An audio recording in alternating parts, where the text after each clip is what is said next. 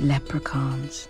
Born of earth magic, they were protectors of the king's gold and punish anyone who would steal it. But after the king died, they were all whisked away back into the earth, except for one.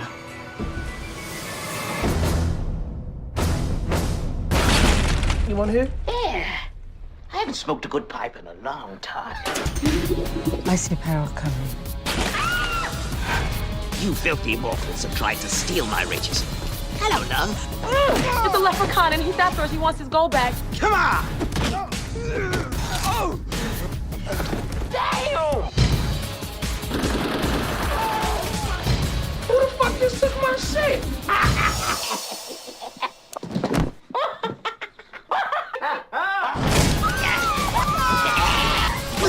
You compromised all you believed in once you got the gold. No more running. I like her. You're going back to hell tonight. How tall are you, sweetie? About 3'6". 3'6". I make up for it in other areas. Oh, this is wonderful working, baby. Woo, work it! Hello?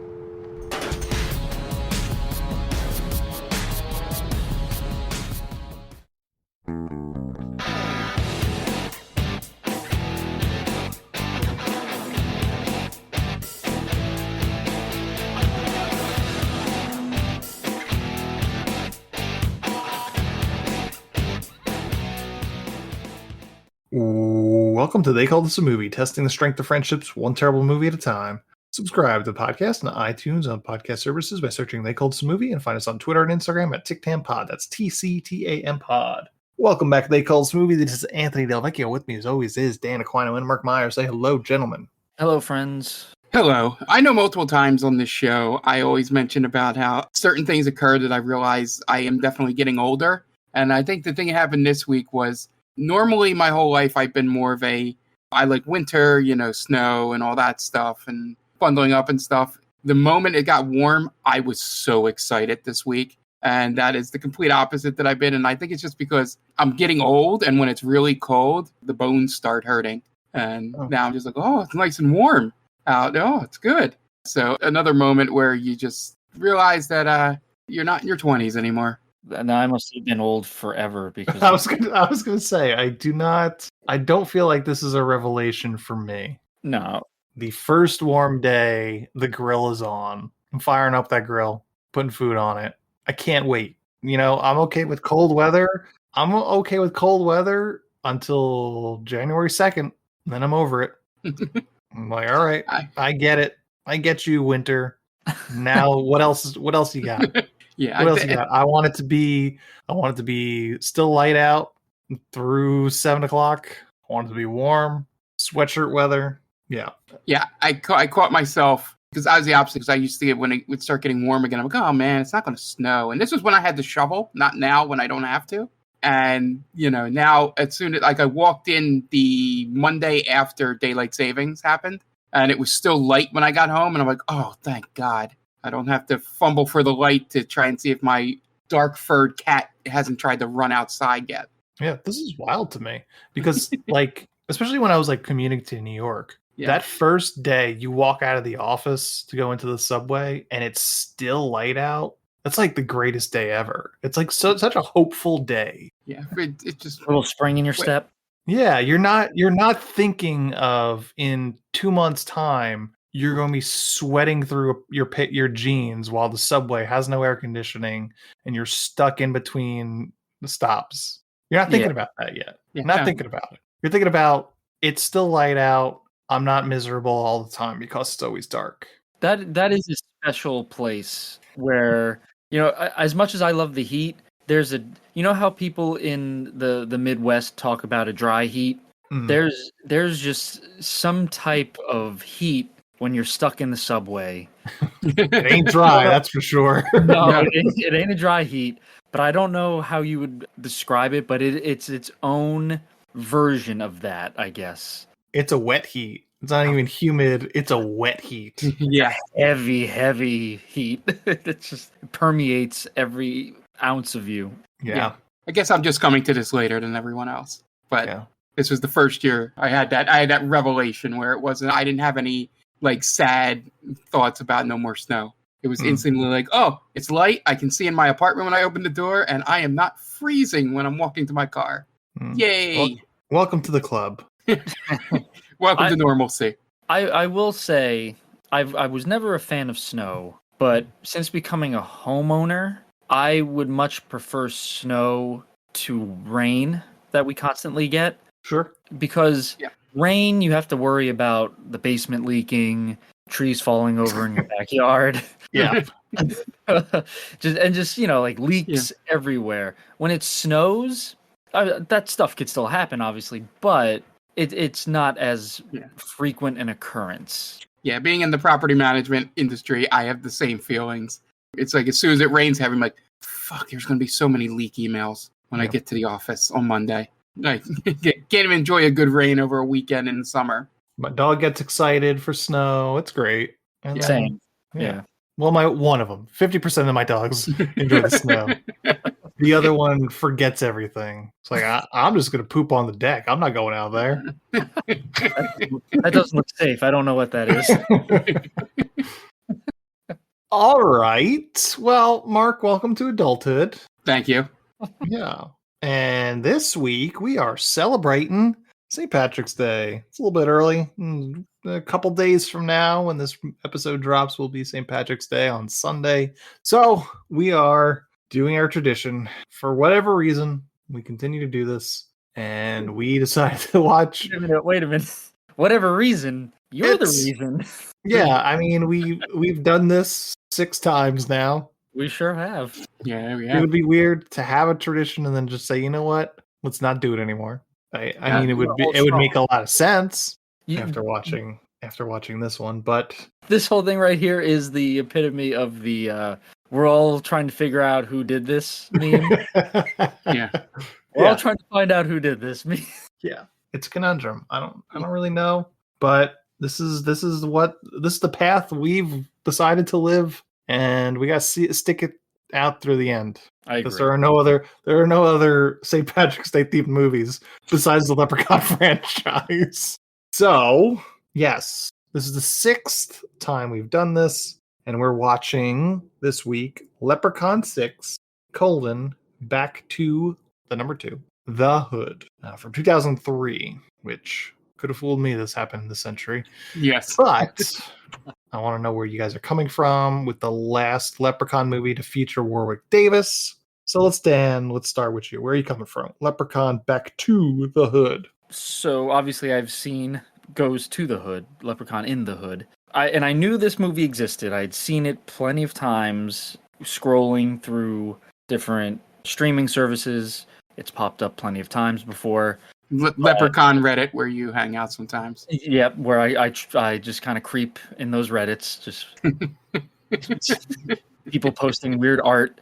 I'd heard about this. I think I've pretty much heard of all of the Leprechauns, but I've never had a reason other than this podcast to even care slightly about any of these movies. And so first time watching, you know, when people talk about now how you can't make certain movies nowadays, this is one of those movies. Like, the Leprechaun movies, when he goes to the Hood, are those movies. You could not make them today, and for good reason. It's especially the first one, the when he's in the Hood.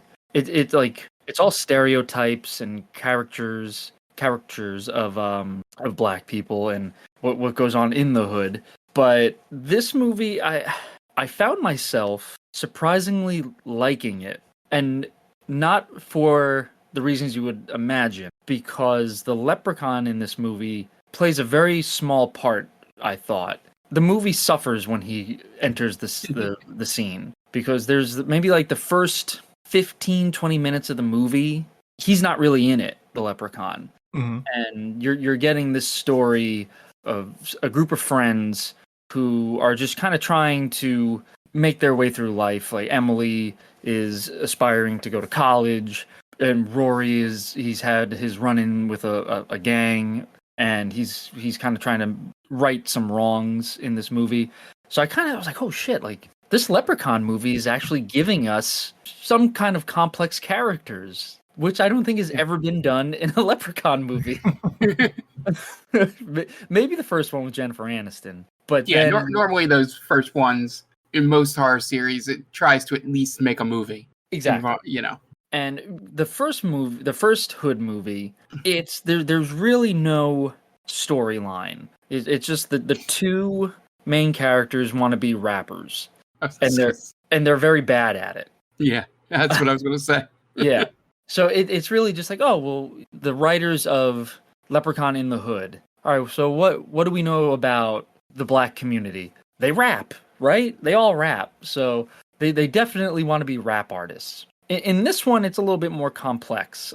So I definitely give the writers and the creators some credit towards that. But then once the Leprechaun makes his way in, it all goes downhill from there. It becomes schlock, and but there's some weird thing. I don't want to go on too long, but for one, I don't think the Leprechaun does any rhyming in this movie. Which he does not rap at this time. He doesn't rap. He doesn't rhyme. But those are staples of the Leprechaun installments, right? Where he'll make a little limerick, and like Irish limerick that has to do with his gold or how he's killing somebody.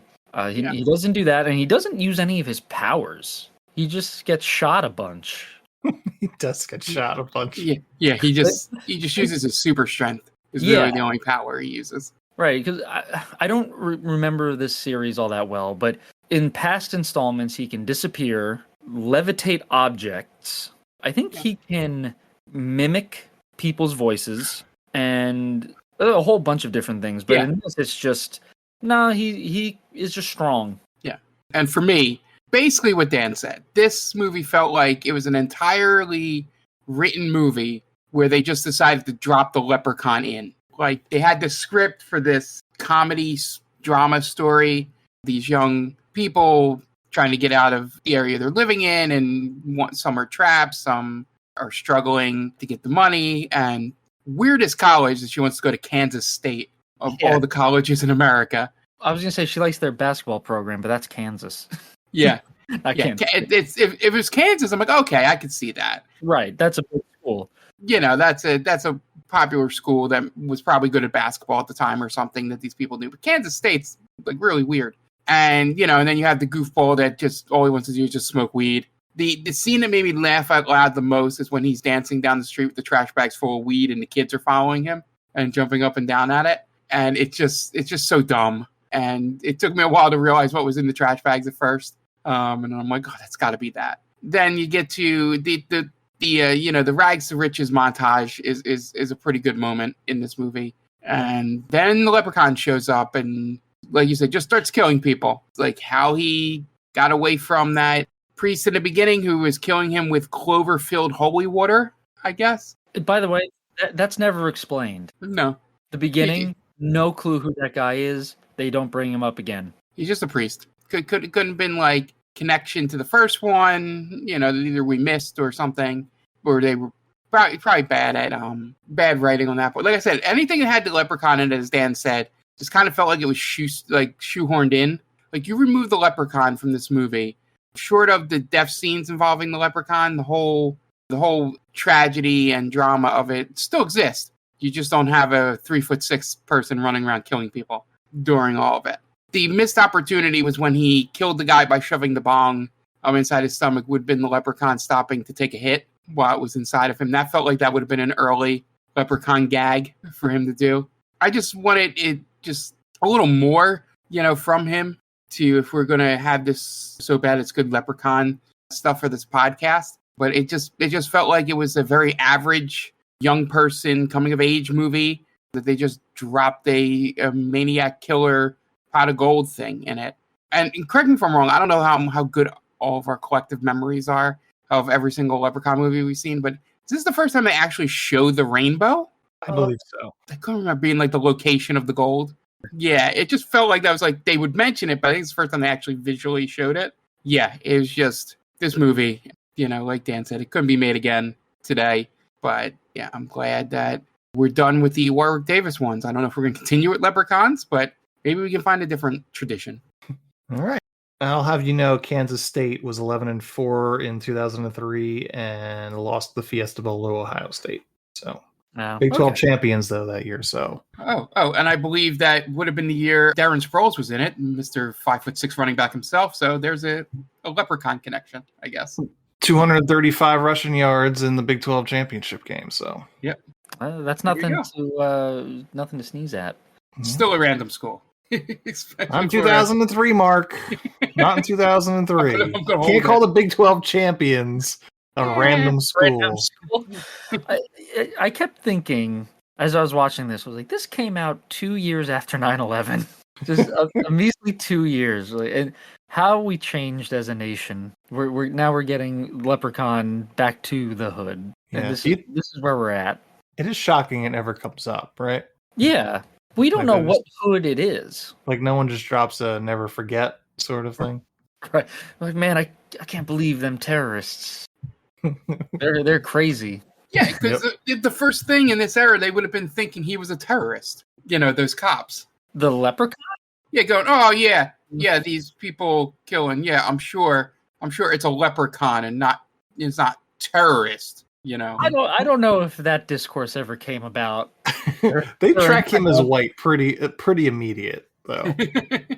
Yeah, I don't remember reading any of those articles like terrorist or leprechaun. Well, I'm obviously saying that, Dan. I'm just saying in the world of the movie, like people just getting killed, you know, randomly.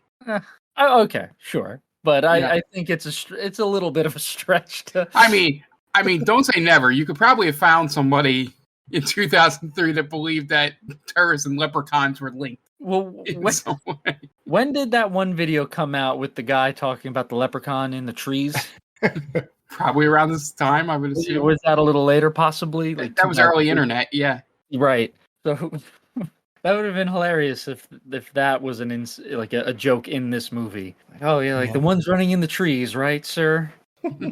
Yeah, as for me, I can't believe they made 6 of these movies, let alone 2 more after this. I think I say this every year, but what's the best Leprechaun movie? I think it's still the first. You think it's the first? Yeah, because it has a traditional structure to it.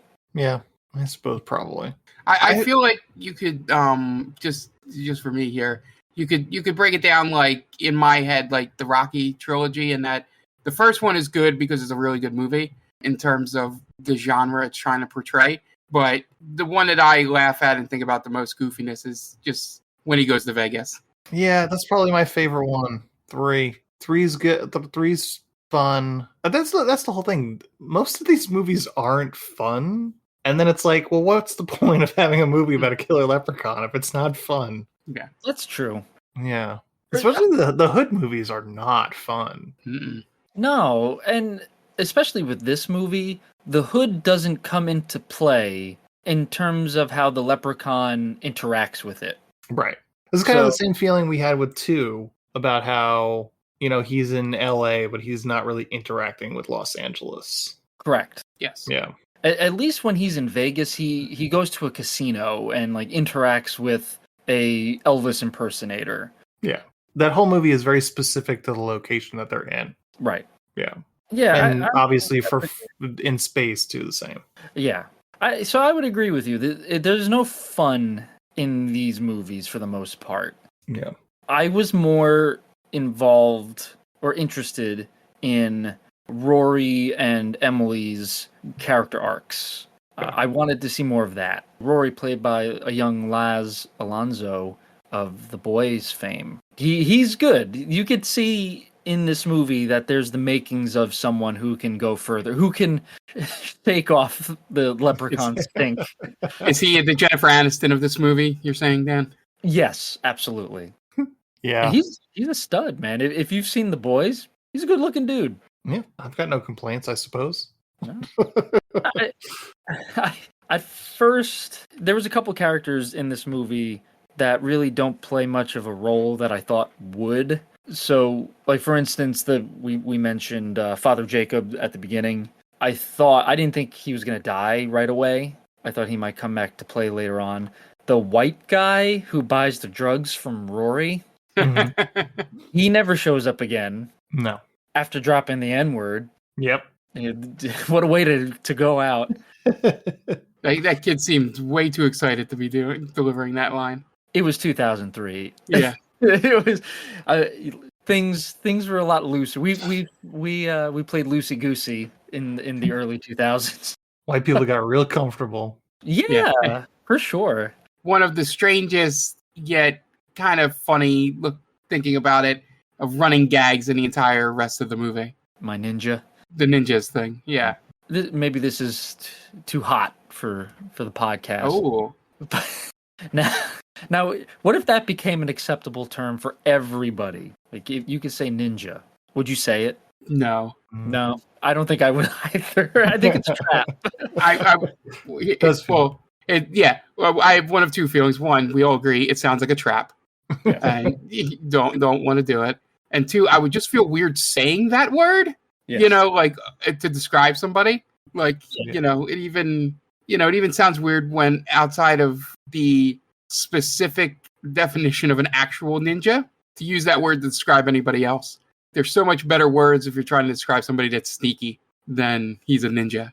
Say ninja's top 3. Yeah. I mean, because it has that historical connotation, but that wouldn't be my first go-to. So if there's some free license that everybody could say the word like ninja to describe all races and people, I'd be like, I think I got better words in my vocabulary. Thank you very much. So what's your number one word for sneaky? What's your number one term? I think ninja's got to be number one. I feel like they're not calling each other ninjas because they're sneaky, though. No, not at all. No. We're walking through my thought process here of why I feel uncomfortable saying the word ninja. I don't know. They move in silence. You're allowed to say sneaky. I don't understand. That's what I'm thinking. I'm thinking outside of the actual terminology. Yeah, I guess I would just use sneaky. And also, ninja is not a derogatory word in general. No, it just feels weird to say.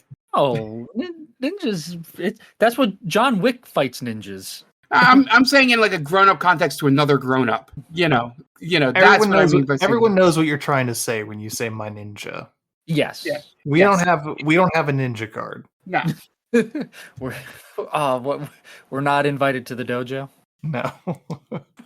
Oh well. Well, I think in terms of the movie, I thought they were going to stick with just that, but obviously they start not obviously, but they do start dropping the N-word after that. So I was like, oh okay. I thought maybe this was going to be kind of their way of getting around saying it, but yeah, I would say that the Leprechaun is pretty brutal in this movie. He rips a cop's leg off. Yeah, I mean, he uses it to use the pedals.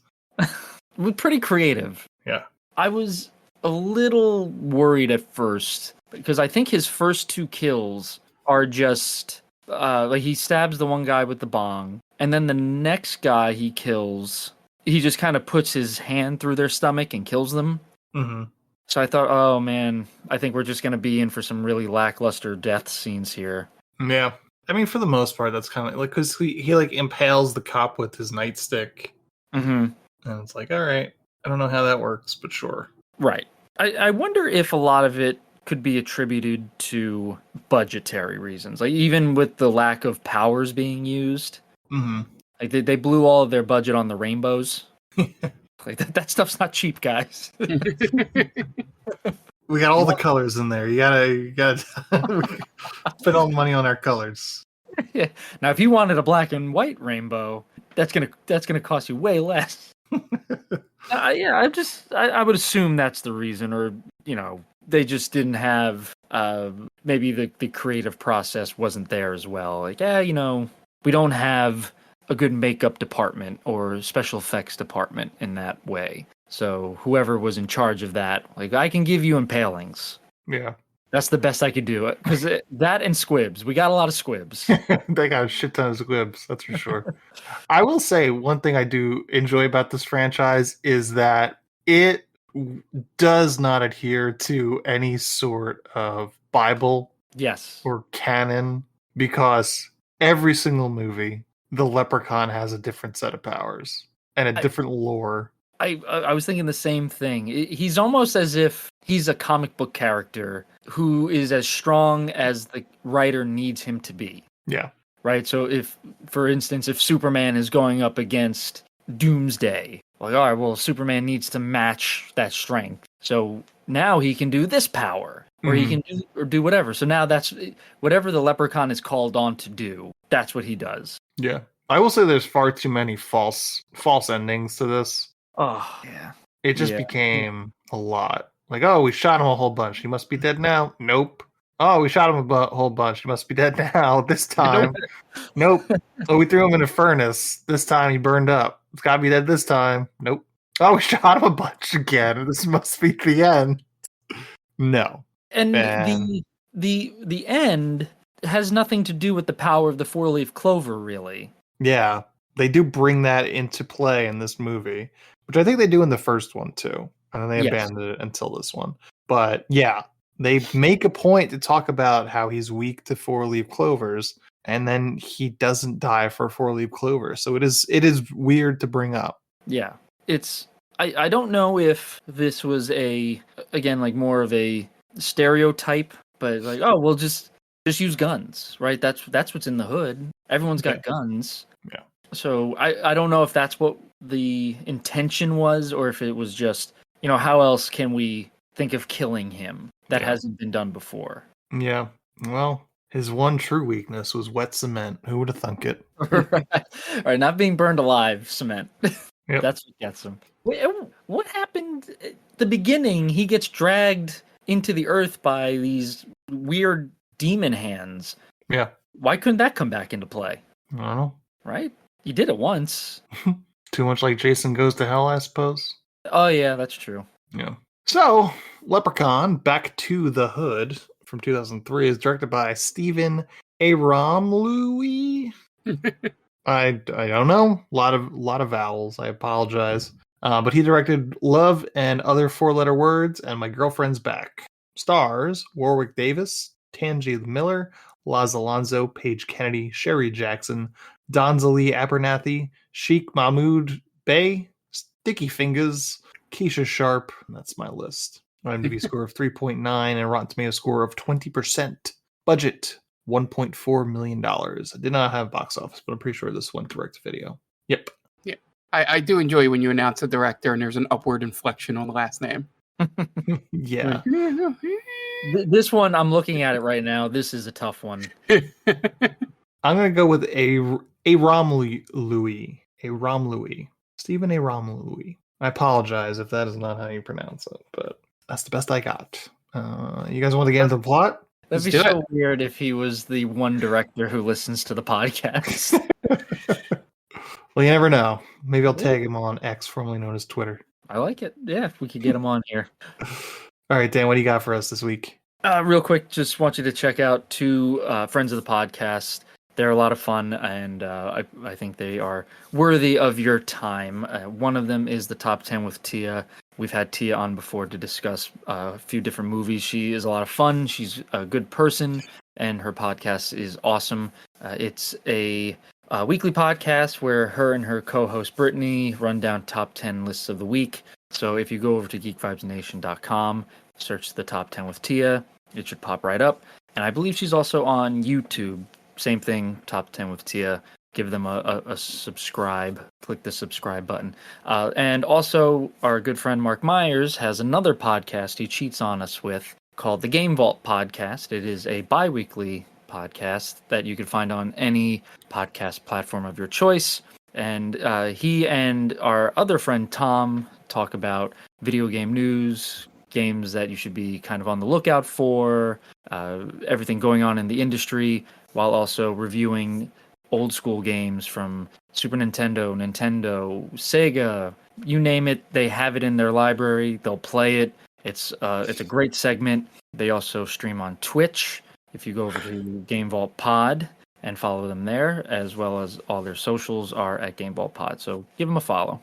Okay, great. We're going to take a quick break, and you guys are going to listen to messages from friends of the podcast. So we will be right back. And welcome back. Now it's time to get into the plot for Leprechaun 6, Back to the Hood. We open on an animated cold open, and which, dare I say, is almost too good for this movie. Might be the most interesting thing in any of these movies. Yeah. I really liked the beginning. I thought that was such an interesting idea. I can't believe we waited 6 movies for a backstory for Leprechaun. Yeah. And it's kind of misleading a little bit because I was thinking in the backstory, there's a lot of leprechauns. Yes. And they also talk about how Warwick Davis's leprechaun was the one who wouldn't go. Mm-hmm. Like, oh, maybe we'll see other leprechauns in this movie. Multiple leprechauns I would like to see.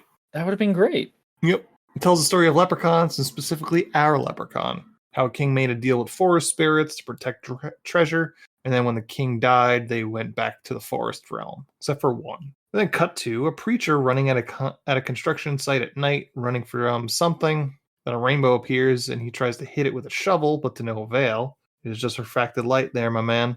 And then a voice calls out to this guy, and then the leprechaun appears. My wife Jen made a joke about that. She was like, "Oh, there's like the perfect right-wing meme right there, taking a shovel to a rainbow." Maybe we could do something with TikTok on that. We could. I'll try. He tries to attack it with a shovel, but then he tries to attack the leprechaun with a shovel, but the leprechaun knocks him flat on his ass. Leprechaun asks where his gold is, and the guy says he doesn't have it. The guy just hauls off and starts stabbing the shit out of the leprechaun and anointing him with clover water, and starts banishing the leprechaun. So in this scene, when the priest says he doesn't have the gold, he's telling the truth. I don't know. It doesn't look like he has it with him, and so we know where the gold winds up. It winds up like in the ground, in a mine, like some sort of mine shaft or construction shaft. Yeah. Whatever. So I don't know how it gets there, but they go on to say that, so the construction site is for a youth center that basically, once the preacher dies, the funding dries up and the project kind of stalls. Mm-hmm. When I saw that sign, I thought the movie was going to be about saving the youth center, and Leprechaun was going to destroy it. That's what I thought was going to happen too, Mark. I thought they were going to use the gold to pay for the youth center. So he'd be like the Ric Flair in this story? Yes. The Leprechaun would be, yeah. Yeah.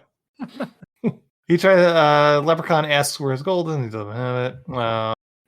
Starts banishing the leprechaun. The ground opens up, and some hands pull the leprechaun down to hell. And then the preacher dies as a result of his injuries from fighting the leprechaun. And that was the greatest CG blood I've seen in these movies. Just pouring out of him. It just looks like syrup. A sign reveals that the construction site is going to be a youth center. We then cut to a year later. A guy and 2 girls are looking over the same construction site, which has not made any progress. Apparently the money disappeared and the project died with the preacher. Then after the guy lusts over some girl getting off the back of a motorcycle, then proceeds to get shaken down by some gang members that are looking for their money. They literally turn him upside down and take his shoes from him. And we then cut to a beauty salon as one of the girls goes to work. This is Emily. She's saving up her money for college, which a couple of women make fun of her for. Then the girl from the motorcycle comes in and acts real bitchy. Then another woman gives Emily shit because she wants to look like Julia Roberts, and Emily just can't put magic together. That made me laugh out loud when she's like, "This ain't a Julia Roberts." How dare she not be able to do that? Oh, that was great. I don't even remember what Julia Roberts looked like, and it still made me laugh. Meanwhile, Jackson, the guy on the motorcycle, runs into the gang. Him and the gang leader, Watson, have some words, and one of his boys talks shit to Rory, but Rory drives away on his bike. Then comes back and hits the guy talking shit right in the face with a baseball bat. The baseball bat comes out of nowhere, and we then cut to the guy that owes the gang money, tries to go out with one of the girls, but she lays out a few different reasons why they can't, including he doesn't have a car or money. That girl, Lisa, then drives around with Emily, but then her car breaks down, so she gets sad that nothing ever goes right for them. So Emily and Lisa decide to go to a fortune teller, who tells them they're going to come into a great fortune, but it must be denied because it will cost them the very essence of their souls. Then she starts getting vision. Good. I was going to say this part coming up is definitely where I realized that, they're just going to put some weird, stupid shit in here. Because the rest of it has been a very, normal build-up, like we said, to, a coming-of-age young person movie.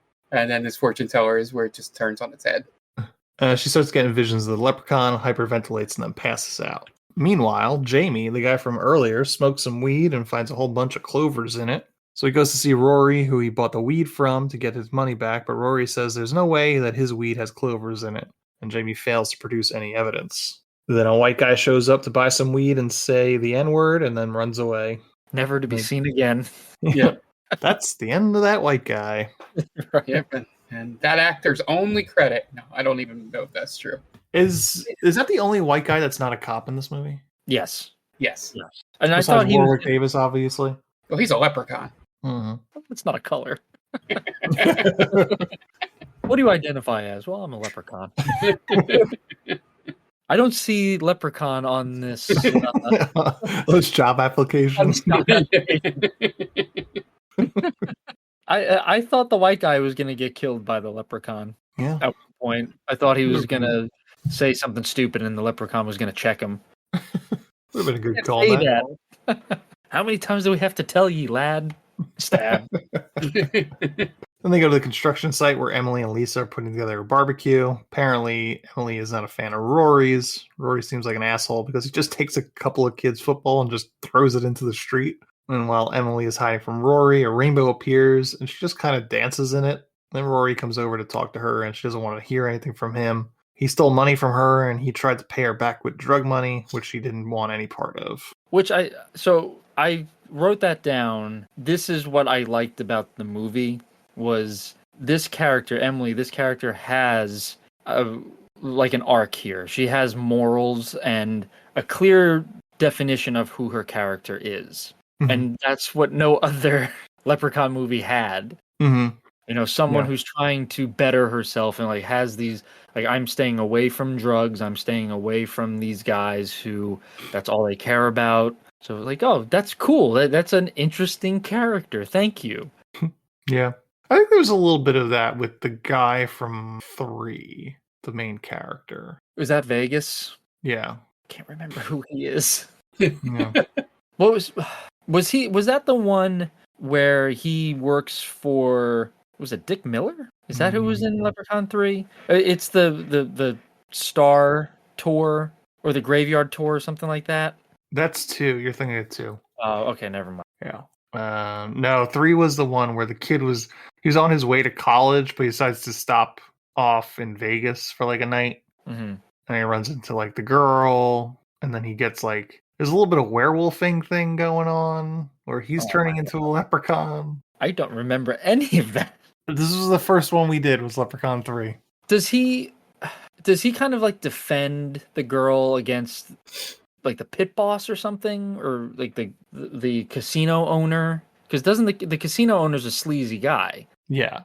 I can't. I thought he like sticks up for her or something like that. I don't remember those specifics, but yeah. No, then I'm thinking of something completely different then. Because it sounds like you have a pretty good grasp on Leprechaun 3. Yeah, like, the girl is like a magician's assistant, and that's right. Caroline Williams from Texas Chainsaw Massacre 2 is in it. That's and right. She's like trying to get plastic surgery, all that kind of stuff. Okay, we're not talking about Leprechaun 3. We've done an episode on Leprechaun 3. Go back and listen to it. It's pretty good. When we all Dan was there for it. She walks away and then falls into a hole, which leads to some sort of mine shaft or some basement. Rory tosses her a lighter to help her see down there and then goes off to get some rope to help her climb out. Down in the shaft, she finds a candle, which she lights and then continues exploring the underground, opening a sealed door, which leads to an even bigger room where she finds some sort of small chest. Rory comes down and she makes her way back to him and she shows him the chest. They open it and it's full of gold.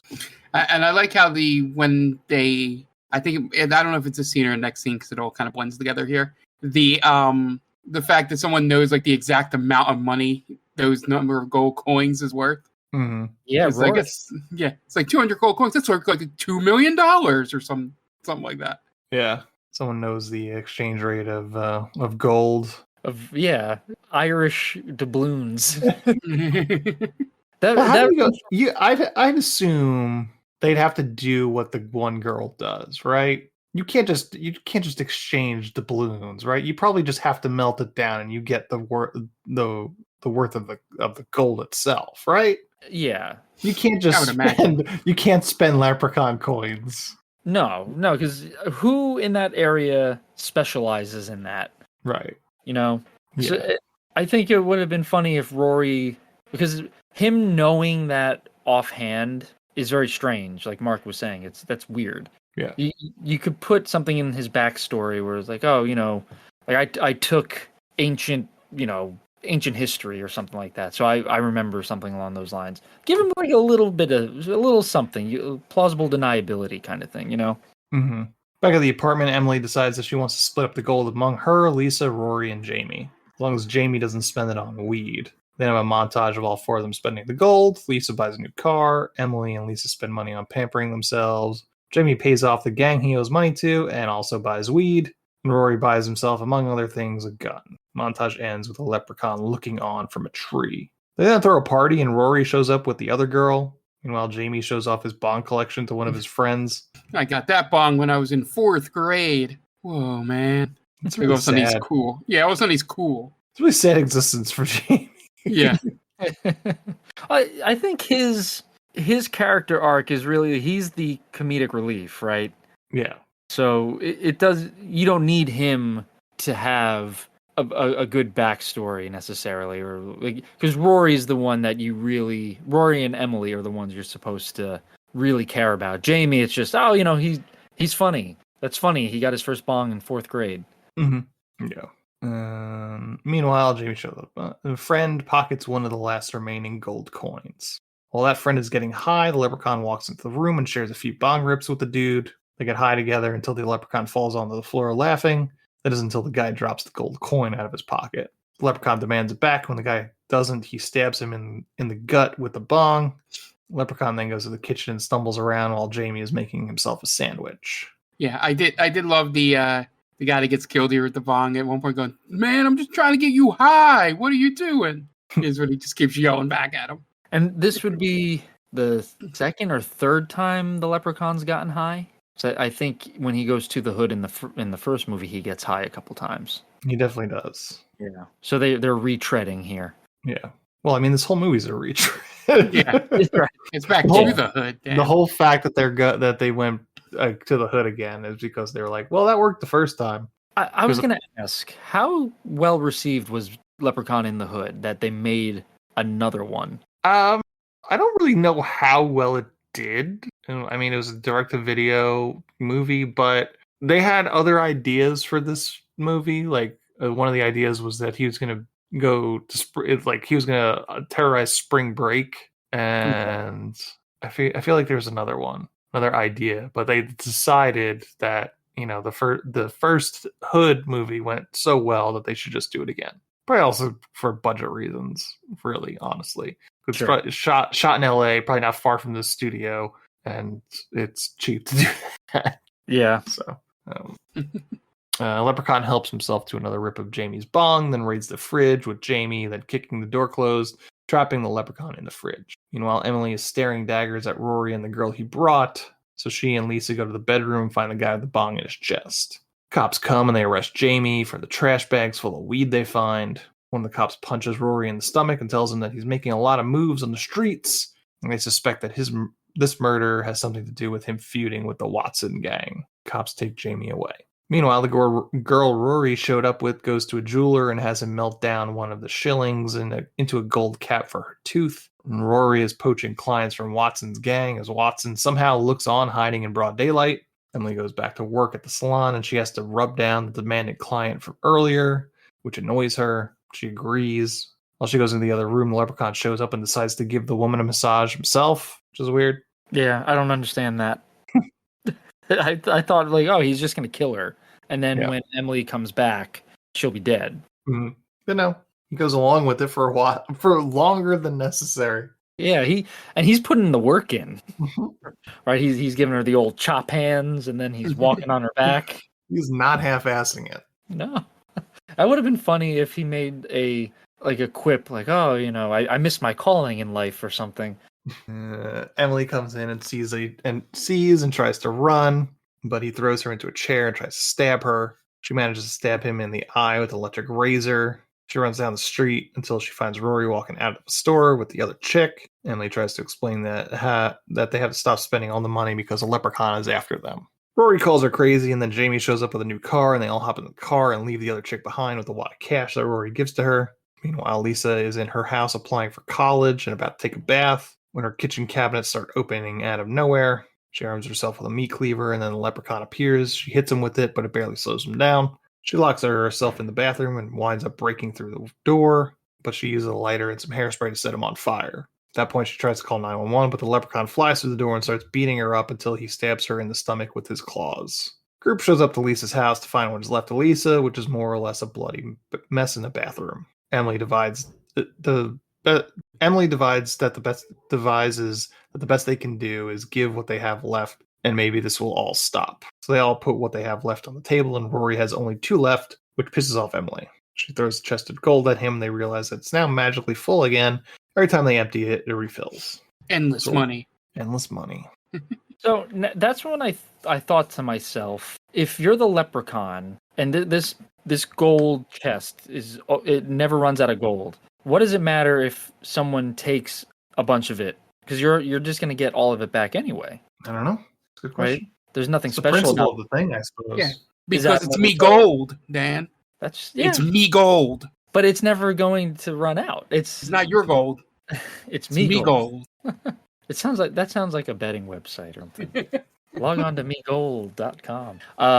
Yeah, I don't know. I just thought it was just because with all the other ones, even the first one, the pot of gold, it's just that. There's no more gold after that. And then he has the pendant, right? The magic pendant that he needs. Yeah, with the flute. It's the flute. Yeah, it's a flute, a single coin, the pot of gold in the first one, this box of gold. And then I guess it's just, I don't know what the other ones are, but this was the first time where I think we saw that it was like refillable. Yeah. Why didn't they bring the flute back? Because that was in the hood. Mm-hmm. Right? So why not bring the flute back? Yeah, I mean, again, doesn't seem to be any cohesive story in terms of his powers or his trinkets. Like the third one, he's got the amulet that doesn't make an appearance in space. It's all about they kind of abandoned the whole gold coin thing from what I remember. That's right. Yeah. And it's really just about him and a space princess. He has a lightsaber in that movie, doesn't he? He does. He does. Okay. It's so weird. This franchise is just bonkers. But it should be more fun. Yeah. You're right, because every other horror franchise kind of sticks to its lore, right? Like Jason is a zombie, Freddy Krueger is in your nightmares, Chucky is always a doll, and they all have the same kind of thing. Like it might fluctuate a little bit, but their core character is the same. Yeah. The exception being Nightmare on Elm Street 2, which throws all the rules out. Yes, because then he can interact with the real world. Yeah, that's right. But then they ditch that and go back to he can only get you really in your nightmares. Mm-hmm. But yeah, the leprechaun just kind of decides what he wants on a movie to movie basis. Yeah, so Rory wants to just take it to Mexico, but then he realizes it's a bad idea, so he agrees to give it back. Emily then has a vision of the fortune teller telling her to take the coin from her and having it burn in her hand. While she's having this vision, Rory makes off with the gold right in front of Jamie without him noticing.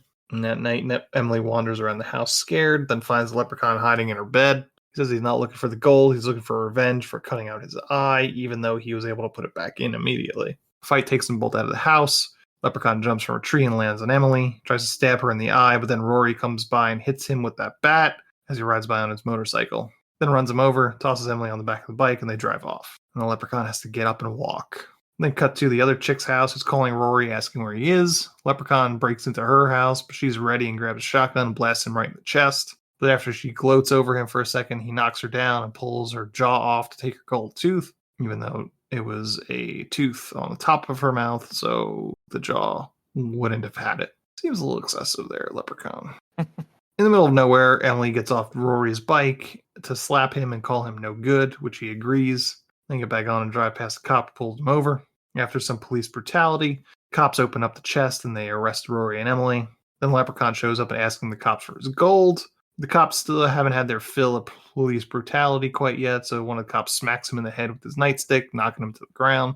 Then Leprechaun gets back up and avoids some swings with a nightstick until he grabs the nightstick from the cop and impales him on it. Then the other cop unloads his firearm at the Leprechaun, then starts karate kicking him until Leprechaun pulls the cop's leg off at the hip. Then Leprechaun opens up the cruiser in the back and tries to attack both Emily and Rory. Emily manages to get out of the back, grabs the cop's shotgun, and unloads it into the Leprechaun. Really barely slows him down. They used so many different guns on him. What do they think? Like, this one will work, right? They use a handgun, a shotgun, and machine guns. Yeah, several machine guns. Yeah, he gets lit up. Leprechaun tries to follow in the police cruiser, but realizes his legs are too short. Emily and Rory get back to town and go to Jamie's and try to convince him that they need to get rid of the gold. They go to leave, though. Watson and his thugs show up ready to end Rory. Then they see the gold, so they decide to take it from Rory, but Watson is still in it for blood.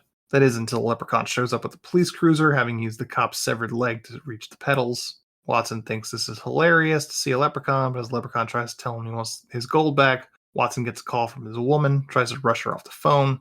Once off the phone, Watson decides to not get the gold back. Instead, he decides to just punch the Leprechaun right in the face. And Leprechaun tells him he hits like a girl, so then Watson punches him a whole bunch of times. I'm sorry, Aunt. He punches her like a wee lass. There you go. Is the exact descriptor. I stand corrected. Is that worse than saying you hit like a girl? It's the same thing, but yeah. When you say a wee lass, do you think... Yeah, it's just funny that they could have just easily said you hit like a girl or a woman, but that's one of the moments where they make him stay in character for the most part. He continues to get punched, but Leprechaun doesn't seem too fazed by any of it. Watson immediately gets gassed, though, so Leprechaun punches him in the chest and pulls out his heart.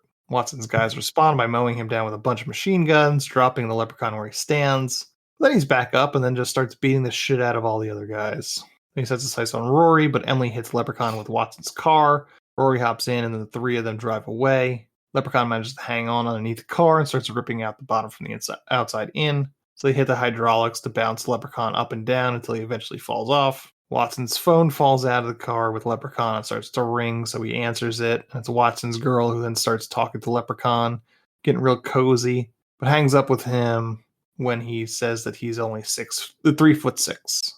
Oh man, this is the original short king. I feel your pain, Leprechaun. Emily eventually stops the car and they try to come up with a plan, but then Jamie and Rory start to fight until they eventually make up. Emily then realizes the only one that knows how to stop the Leprechaun is the fortune teller. So they storm in and ask her how to stop it. She decides to tell them that once Rory drops a lot of cash on her table. They talk about the lore of the leprechauns, and they tell them his only weaknesses are his gold and a 4-leaf clovers. So Jamie remembers that he has a bag of weed that has 4-leaf clovers in it. So Rory takes the clovers and puts them in a few hollow point bullets and seals them with wax. And so they all prepare for a final showdown. Rory gives Jamie a bat and has a sort of apology talk with Emily. But then Leprechaun busts down the door. So Rory immediately puts 4 bullets in him, which causes the Leprechaun to plead for his life. But then the gun jams, which Jamie said it would, so Leprechaun is able to regain himself. Then Jamie hits him with a baseball bat and tells him all the ways that he spent his Leprechaun's gold. But then the Leprechaun catches the bat, and as Jamie tries to hit him with it, and it breaks it in half, and then stabs Jamie in the leg with it. Poor Jamie. As Leprechaun tries to go after Emily and Rory, the fortune teller steps in the way and reveals herself to be a witch. She tells him to run, and she has a magic power showdown with Leprechaun. Somehow Go ahead. I was going to say, this probably seems so much better when they were writing it. Like, all of a sudden, the fortune teller's a witch, and her and the Leprechaun do a magic battle. That would have been something that I think it would have fit in the second act. Yeah, probably. Instead of the third act, because they kind of, when they go to talk to the witch, she gives them the backstory, and it's too late in the movie, I thought. Like, this is something that should have been brought up earlier. So, maybe the witch can fight him, and when it turns out she's not strong enough to fight him, then it's like, fuck, well, what do we do? We're on our own. If she couldn't beat him, how can we beat him? And then you devise the plan. Yeah. Somehow Leprechaun gets the upper hand, and the fortune teller screams off screen. Emily and Rory make it to the roof, and the Leprechaun follows them. Rory pulls a pipe out of the roof and beats the Leprechaun until he's bleeding. But then the Leprechaun gets back up and knocks out Rory.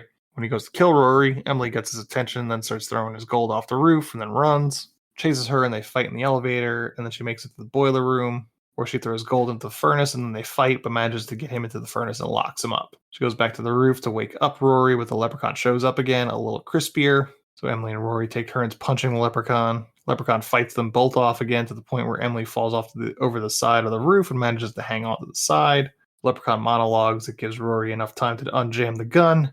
Then begins to unload into the leprechaun again, enough to pull Emily up, and starts firing on the leprechaun again, but eventually he runs out of bullets. So Emily hits the leprechaun with the chest, and he falls over the side into a plot of wet cement and sinks.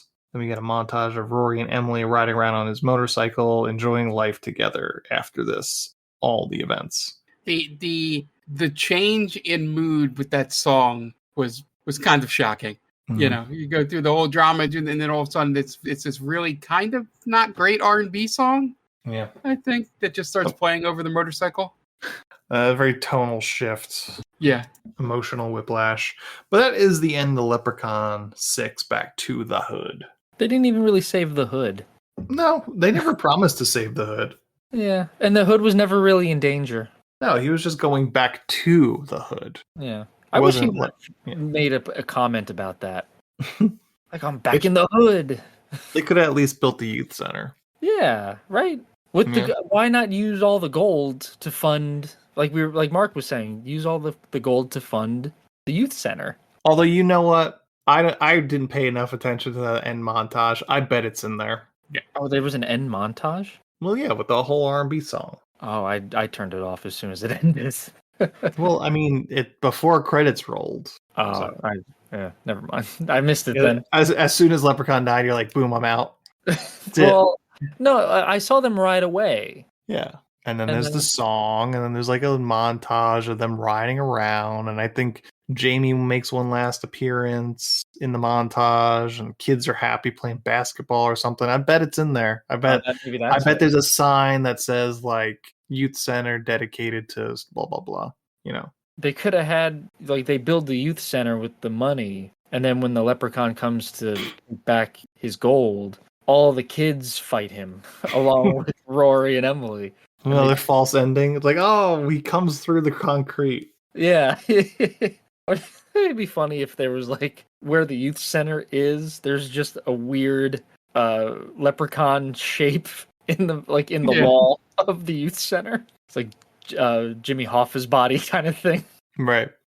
Like, what's that over there? We don't know. It was just part of the building. All right. Well, that's it for Leprechaun 6, Back to the Hood. We're going to take a quick break so you can listen to some ads and we can pay those bills, and we're going to be back for a third segment. So stay tuned. And welcome back. And now it's time for our third segment. And this week, Dan had an idea. So Dan, why don't you introduce what our third segment is this week? Sure. So I was thinking, we've seen 6 of these movies, and the Leprechaun has been to space. He's been to the Hood twice. He's been to a few different places. So Vegas. And I thought, if we had the chance to make a Leprechaun movie, where would we put the Leprechaun? What setting would we place him? And kind of how would it play out a little bit? Like, we don't have to tell the entire story, but just where would you put him and why, kind of thing. So, yeah, something simple. Thought it'd be fun. I like this idea. Mark, have you had thoughts? Yeah. Do I start? Yeah. Because I had one immediately that came to my eye. I don't know how in direct-to-video-ness, and maybe the non-Warwick Davis ones, if there are ones, did this, but I don't know how they didn't do a direct-to-video Leprechaun at spring break. As I mentioned, this was the original idea for Leprechaun 6. Oh, okay. Yeah. So even going back to that, like, I don't know how they didn't do that. It just seems like too good of an idea. It's such an easy direct-to-video, thing to do. Just essentially kids find gold on the beach in Daytona or something, one of those MTV spring break hotspots. And then he just goes on a killing spree. And you can even have like a club with, the pulsing lights and sort of the strobe slow motion, him killing somebody in there, nobody really noticing. There's such a bevy of opportunities for some great shtick that the Leprechaun movies have done before that you could have done for a Leprechaun Goes to Spring Break. Yeah. I can see that, where chaos on the beach, almost a la Piranha 3D, where the piranhas are all attacking the beachgoers and all that. But you could do something along those lines where maybe he's causing boats to crash into other boats, or people to start drowning and stuff like that. So because he has all these different powers, so yeah, you have a few different settings there, like you said, a club, the beach, out on a boat. So there's a few different ways you could play that. I think beer cool. cruises. Yeah, cruises, whatever. Yep. I think it definitely lends itself to an interesting story. Yeah. Here's the trivia for Leprechaun 5 and the Hood director Robert Spera was involved with the project in its early stages and came up with 2 proposed stories, one set in Venice Beach, another set on an island during spring break. However, the strong home video sales of the previous film resulted in the producers insisting that the film be set in an inner city with a cast primarily made up of rappers. Not wanting to rehash the previous film, Sparrow left and was replaced. Okay. So I guess it did well enough. That's why they wanted to continue that. Yeah, I could see the first one in that time frame doing well straight to video. In the straight to video sense of really good. I got others, but I'm excited to hear what you guys have. Dan, what do you got? Okay, I thought of a couple different ones. One of them was like Comic-Con, because that's something that we like to do. But I thought it's too small in terms of the scope, where it's almost like a bottle episode, and I don't want to do that. So I thought we could make it a period piece. Put him in the Old West. Sure. Comes across on like an immigrant boat where they're coming to work on the railroads or whatever, work on something, whatever the Irish worked on. I should know. Being part Irish. Go ahead. I was gonna say, can I throw an idea in here for you? Absolutely not. Go ahead. Shit. Go Everything's exactly right, time period and all that, but I think the obvious thing that would make it great. If this is part of your pitch, I apologize for jumping early. But he's just part of the gold rush. Yeah, well, there you go. That'd be great. Yeah, trying to stake his own claim. But yeah, I think that'd be, you have the bars, you have shootouts, you could have some historical kind of situations going on there.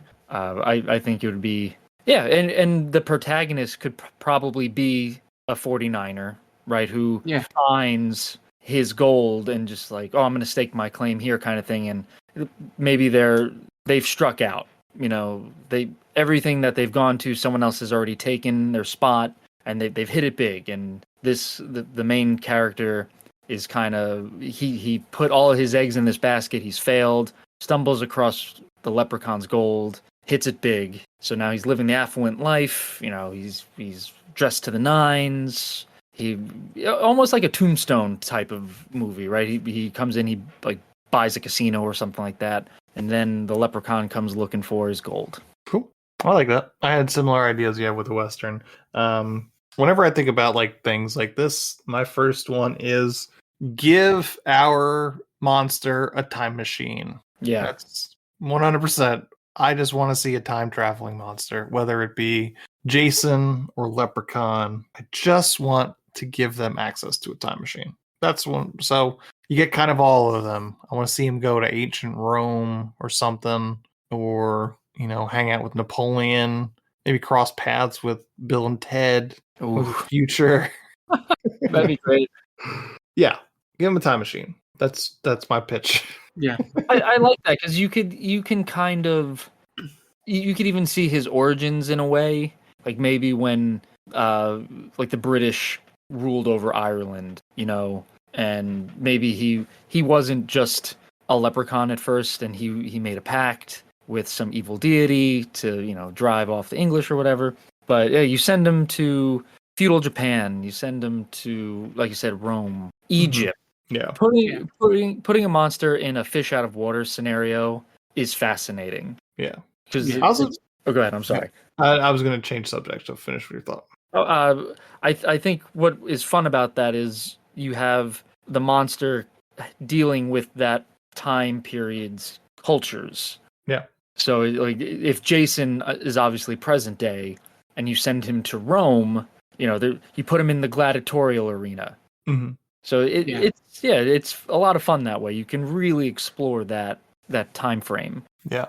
Otherwise, I would say I'd want to see the lore from this movie. I wouldn't mind going, back and seeing that version of this movie where we see all the leprechauns and sort of medieval, like a Game of Thronesy sort of setting. Set it in medieval times, but throw some dragons in there. Yeah. Yeah, why not? Witches. Yeah. Some unicorns or whatever. Yeah. Not unicorns. That's just ridiculous. Too far. But they were the positive forces of the rainbow, and the leprechauns were the negative force of the rainbow. That's how you bring unicorns into it. Guys, all the fucking unicorns died during the flood. Come on. Great flood, right? Yeah, they were late. Leprechaun in the Great Flood. But I think that's a great idea where you have, because in this movie's lore they talk about all the good leprechauns. So maybe there is this whole tribe of leprechauns, and they agreed to this deal with the king, except for the evil one. So you kind of get that the hierarchy of how leprechauns work. and then throughout the whole movie, they just keep saying hashtag not all leprechauns as he's killing people. Yeah, that's right. Leprechauns only make up 1% of the population, but they commit 60% of the crime here. You got more, Mark? Yeah, I got two more. One's very specific, and one kind of rolls off yours, and I'll start with that one. My other choice was to go into the future and put them into like a cyberpunk landscape. Almost like a Jason X kind of thing. Yeah, sort of. More. I was thinking more like him in like Blade Runner type cyberpunk. Okay. And it sort of blends in with the other thing I was thinking, where my whole idea was trying to find stories or time period things, either real or fictional, where things could have occurred, and in the story you thought it was one thing, but it was actually a leprechaun. So like where everybody's worried about, I'm tired of drawing a blank on the Blade Runner baddies or replicants, or killing people, and it's really just a leprechaun doing it.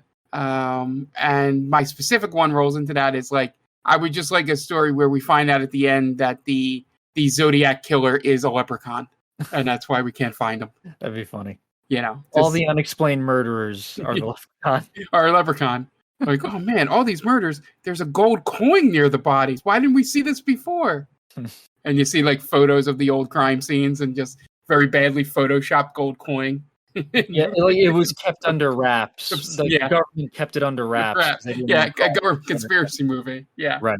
And you in the beginning, you get all those really poorly photoshopped. Like, it was the leprechaun on the grassy knoll. Yeah, he was the bullet. I was thinking more like, those are great too. I was thinking more like unsolved like serial killers. Mm-hmm. Like he was the Zodiac, he was Jack the Ripper. Like all those. Like where we don't really have a face or a name to the thing. It just turns out to be a leprechaun. I dig it, man. What about a leprechaun movie that takes place during Christmas? Oh, does he fight Santa? What if he kills Santa and takes his place? Oh, shit. And then spends the movie punishing the naughty bad children. Yeah. So he's got the book and he's like, ooh. Have some fun. Yeah. That would be good. Because leprechaun movies don't take place during St. Patrick's Day. No, I don't think any of them do. Not even the first one, I think. Not that we're aware of, anyway. Yeah, I'd watch that movie. What's his reason for killing Santa? What if Santa Claus mistakes one of his gold coins for like one of those chocolate coins? Oh, takes like it with in him? the stocking. Yeah.